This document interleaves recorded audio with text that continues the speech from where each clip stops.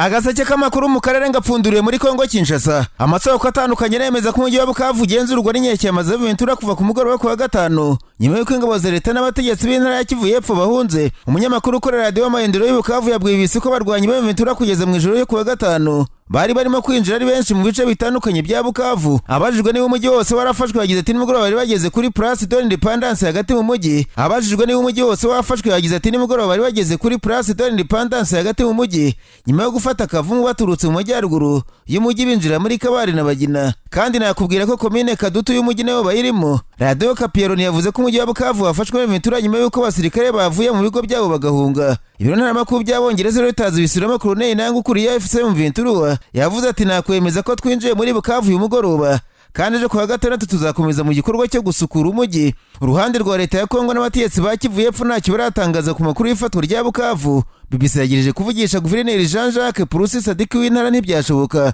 Umunyamakuru y'Bukavu yabwiye kino gitangazamakuru ko nyuma y'ifatwa rya Kavumu ku gicamunsi cyo ku wa gatanu muri Bukavu habaye impagarara n'ubwoba mu mujyi wose. Yagize ati ntabakeka ko Kavumu izafatwa kuriya. Abasirikare bahunze Kavumu bagiye kugera hano mu mujyi. Hari impagarara n'ubwoba bihuha ni byinshi. Mbere Kiliziya Gatolika na Societe Civile ya Kivu y'Amajyepfo bari bagaragaje ubwoba ko imirwano nibera mu mujyi wa Bukavu hazaba kumeneka amaraso menshi. Uyu munyamakuru yavuze ko ku wa gatanu humvikanye amasasu mu gihe kitari kinini mu majyaruguru no hagati mu mujyi wa Bukavu, atari ku by'ukuri nta ntambara ikomeye yabaye kugeza ubu. Mu ijoro ryo ku wa gatanu mu duce tumwe na tumwe tw'umujyi wa Bukavu hari hakiyumvikana amasasu make nk'uko yabivuze. Radio Kapi yavuze ko barwanyi ba Ventura binjiye muri Bukavu abaturage barebera nta ubarwanya. Reuters isubiramo abatuye Bukavu n'umukozi wa Loni bavuga ko ingabo za Kongo n'iz'u Burundi ku wa gatanu babonetse bava mu kigo cya Sayo, ikigo gikuru cya gisirikare cya Bukavu. Umwe muri baragira ati barimo kugenda birinda ko haba imirwano mu duce dutuye n'abaturage. Radio Kapi yavuze ko bamwe bavuga ko abasirikare ba leta bavuye muri uyu mujyi mu gusubiza icyifuzo cya Societe Civile yari yabasabye kwirinda ko hameneka amaraso nk'ibyabaye mu ifatwa rya Goma mu byumweru birenga gato bibiri bishize. Nyuma muri Bukavu habonetse amashusho y'abantu barimo gusahura mu bice bitandukanye by'umujyi, mu gihe muri rusange umujyi wuzuye ubwoba n'urujijo nk'uko umunyamakuru hari yabitangaje. Muri iki cyumweru Guverineri w'intara Kivu y'Amajyepfo yumvikanye ivuga ko ingabo za leta n'ingabo z'u Burundi bongerewe kandi bashyize ibirindiro bikomeye Kavumu. Yizezaga ko umujyi wa Bukavu utazafatwa. Mu cyumweru gishize ariko Radio Mpuzamahanga y'Abafaransa RFI yatangaje ko Burundi bwohereje ingabo gufasha Kongo mu masezerano ibihugu byombi bifitanye, bwarimo kwitegura kohereza indi batayo kabuhariwe y'ingabo gufasha kurwana mu mujyi wa Bukavu. Abasesenguzi batandukanye bavuga ko bishobora kuzakomerera Ventura kugerageza gufata Bukavu ndetse yashobora kuba inkundura nk'ibyabaye Goma n'inkengero zaho, aho bivuga ko abantu bagera ku 3,000 bapfuye. Goma yafashwe nyuma y'umwaka barwanyi ba Ventura batabasha kwinjira muri centre ya Sake iri ku ntera kilometero 25 mu burengerazuba bwa Goma. Sake yabaye isobanuro ry'imirwano ikomeye mu gihe kinini ndetse bivuga ko urugamba rwabo rwaguyemo abarwanyi benshi ku mpande zombi. Hagati mu kwezi gushize umutwe wa Ventura wafashe Sake yari ingabo ikingiye Goma uyu mujyi wahise ufatwa nyuma y'ibyumweru bitageze kuri 2. Inzobere za gisirikare zagiye zivuga ko Kavumu mu birometero 30 uvuye Bukavu nayo ishobora kuzabisibaniraho nyuma y'uko ingabo za leta zohereje abasirikare benshi n'intwaro zikomeye kubera ko byari bimeze. Kiliziya Gatolika Bukavu na Societe Civile ya Kivu y'Epfo baburiye ko uyu mujyi ushobora kumenekamo amaraso menshi. Hari amashusho yafashwe n'abasirikare ba leta berekana bahunga Kavumu berekeza Bukavu bavuga ko bagambaniwe, ko bananiwe, nta bikoresho nta n'ibibatunga, bityo ko bahisemo guta urugamba. Nyuma y'amasaha agera kuri 48 abarwanyi ba Ventura bafashe Kare Centre bahise bakomeza, bigaragara ko nta rugamba rukomeye rwabayeho. Bagira Kavumu ku wa gatanu binjira muri Bukavu. Bukavu ni umujyi w'ingenzi cyane ku iroro ry'ingabo za leta ya Kongo kuko kwitakaza byaba bisobanuye ko abasirikare bayo baba birukanwe muri iki gihugu, cyane ko benshi bahitamo guhungira mu Burundi mu ntara y'Ibitoke. Kuri Ventura iramutse yifashe yose nayo yaba ibonye intsinzi ikomeye kuko abigenzura ikiyaga cya Kivu cyose ku ruhande rwa Kongo nk'uko babigenje nyuma yo gufata Goma tariki 27 Mutarama uyu mwaka.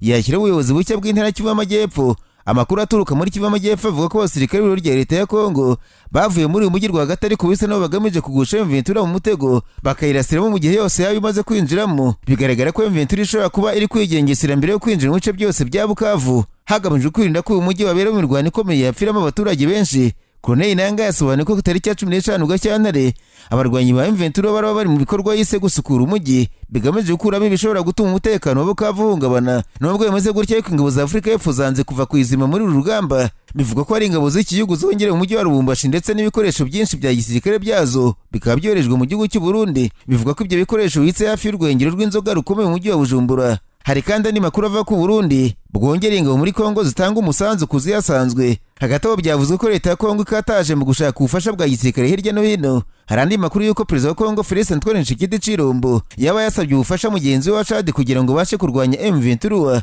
Ibyabaye kuwa gatanu Kavumu na Bukavu byabaye mu gihe perezida wa Kongo Tshisekedi yari mu kiganiro ngarukamwaka ku mutekano ku isi kibera Munich mu Budage. Muri icyo kiganiro yavuze ko ingabo z'u Rwanda zateye igihugu cye zigamije gufata ubundi butaka no gusahura mu cyo yise mu guhonyora gukabije amategeko mpuzamahanga y'ubusugire bw'ibihugu. Yasabye amahanga gufata ibihano u Rwanda.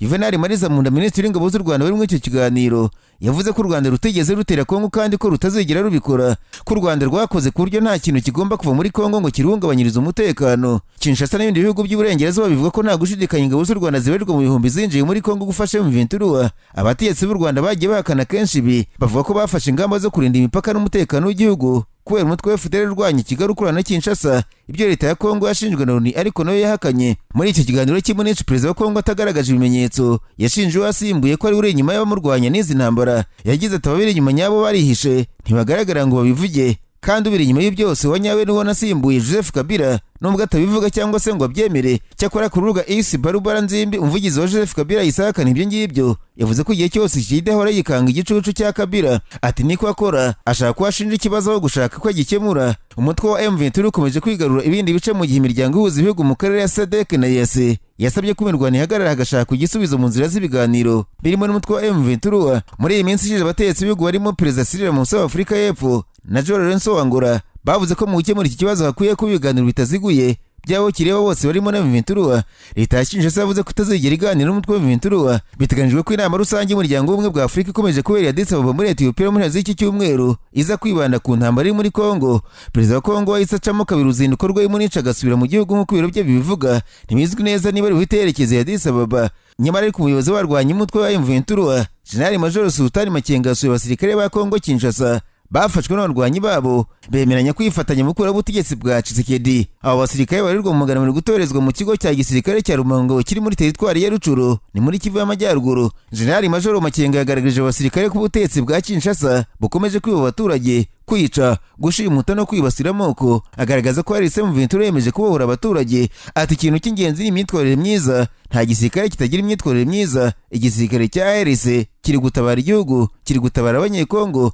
Dushaka kubaha amahugurwa y'igihe gito kugira ngo muhinduke mutwiyungeho dutabara igihugu cyacu, dutabara abanyekongo. General Major Makenga abaje abasirikare nibo biteguye gutabara Kongo n'abanyekongo. Baramusubiza ati yes afande, abasaba kuzamura ikiganza nk'ikimenyetso cy'uko biteguye koko. Bose bagenza gutyo barakizamura. Yakomeje ati muzatozwa nyuma yo mushyirwe mu mitwe y'igisirikare, dukure ubu butegetsi bubi buriho. Ubutegetsi bwa Tshisekedi ngombwa ko tubukuraho kugira ngo abaturage babone amahoro, kugira ngo igihugu cyacu cyubahwe, tugire igisirikare cyiza. M23 yakomeje gusaba ubutegetsi bwa Tshisekedi kwemera ibiganiro kugira ngo bafatanye gushakira iburasirazuba bwa Kongo amahoro. Ubwo Tshisekedi ari mu nama mpuzamahanga y'umutekano i Munich mu Budage hari kuwa gatanu yasubiyemo ko ubutegetsi bwe butazaganira na rimwe M23 ngo ni umutwe w'iterabwoba. Nubwo bamwe mu basirikare bahoze ari aba leta binjijwe mu nyeshyamba ku rundi ruhande, ariko urukiko rukuru rwa gisirikare rwa Bukavu muri Kivu y'Amajyepfo muri Repubulika ya Demokarasi ya Kongo rwakatiye abasirikare ba FARDC 212 igihano cy'urupfu rubaca n'ihazabu y'amadolari 200 y'amanyamerika bazira guhunga urugamba. Abo basirikare bafashwe mu bihe bitandukanye nyuma yo guhunga urugamba bari bahanganye muri nyeshyamba za M23 mu ntara ya Kivu y'Amajyepfo. Ibyaha bushinjacyaha bw'igisirikare cya leta ya Kongo cyari kibakurikiranyweho birimo guhunga umwanzi, kwica, kugerageza kwica no gufata ku ngufu. Hari abasirikare 72 bagizwe bere nyuma yuko bigaragaye ko nta kimenyetso kibahamya icyaha na kimwe mu byo bari bakurikiranweho. Hari abandi basirikare 90 bari kuburanishwa mu rukiko rwa gisirikare rwa Uvira muri Kivu y'Amajyepfo nabo bakurikiranweho ibyaha birimo guhunga umwanzi.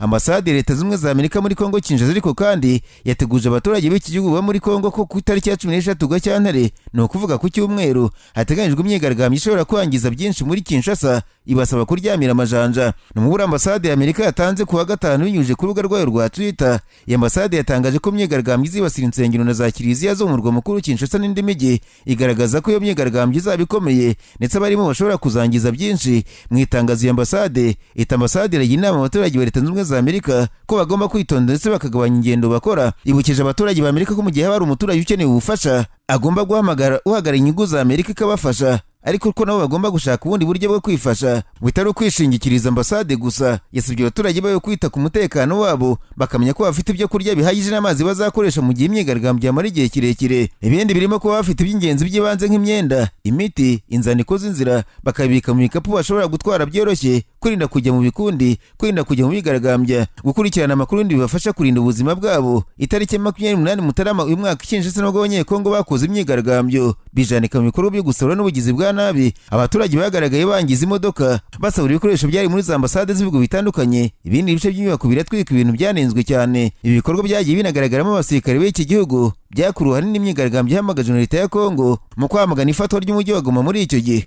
Nararanganije amaso ibinyamakuru byandikirwa mu Burundi. Abanyamakuru bakize amakaramu ku mpapuro barandika, banditswe leta y'u Burundi yirukanye uhagarariye ishami ry'umuryango w'abibumbye rishinzwe ibiribwa ku isi PAM, Sibera Roson Marriott na Sara Nguyen ushinzwe umutekano we. Radio mpuzamahanga y'Abafaransa RFI yatangaje ko Sibi na Sara bavuye mu Burundi kuwa gatanu bateze indege ya Rwandair bakomereza mu Rwanda bakoresheje inzira y'indege. Sibi yirukanwe nyuma y'uko ishami rya PAM mu Burundi rihaye abakozi baryo ibwiriza ryo kubika ibiribwa, amazi n'amafaranga bakwifashisha mu byumweru bibiri mu gihe umutekano wazamba mu mujyi wa Bujumbura.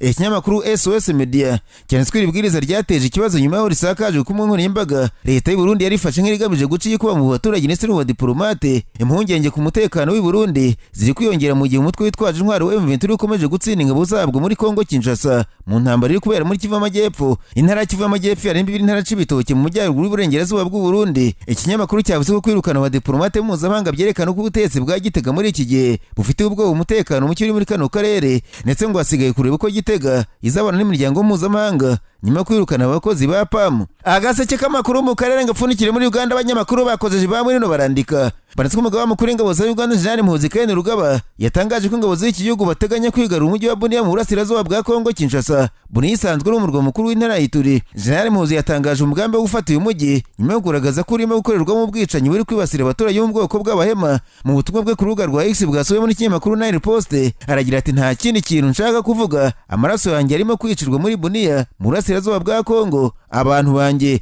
abahima bari kugobwa bitero, ibyo ni ibintu bibi cyane kuba ari kugobwa bitero ku bantu banjye. Nta muntu n'umwe kuri iyi si ushobora kwica abantu banjye ngo yibwire ko bitazamugwa nabi. Uyu musirikare mu bundi butumwa yahaye ingabo ziri mu mujyi wa Bunia amasaha 24 kuba zamaze gushyira intwaro hasi. Ati mubasha mpabwa na General Yoweri Kaguta Museveni, umugabo w'ikirenga wa EPDF, ingabo zose ziri muri Bunia nzihaye amasaha 24 yo kuba zamaze kurambika intwaro, nizitabikora tuzazifata nk'umwanzi tuzitere. General Muhoozi mu butumwa bwa gatatu yeruye ko EPDF igomba gufata buriya mujyi. Ati mu gihe cya vuba Bunia iraza kubera mu maboko ya EPDF. General Muhoozi yemeje ko ingabo za Uganda zigomba kwigarura umujyi wa Bunia nyuma y'ubwicanyi bukabaje bumaze igihe bukorerwamo. Ni ubwicanyi burimo bwo mu ijoro ryo ku itariki 19-11 Gashyantare, ubwo inyeshyamba z'umutwe wa Codeco zagabaga ibitero muri teritwari ya Jugu zikica abaturage barirwa muri 80. Amakuru avuga ko mu cyumweru gishize leta ya Kongo yari yemereye Uganda kohereza ingabo muri uriya mujyi, gusiza ko isubiraho ku munota wa nyuma nk'uko umunyamakuru Andrew Umwende wegereye ubutegetsi bw'i Kampala yabitangaje. Ubu byitezwe ko Uganda igomba kohereza ingabo muri uriya mujyi ku mbaraga mu rwego rwo kurinda abaturage bakomeje kwicirwa hariya.